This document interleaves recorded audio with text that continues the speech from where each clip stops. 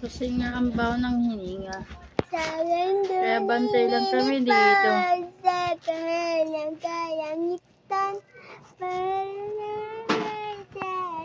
Baho. Ang baho talaga. I-chop mo nga yan. I-chop mo. Baho.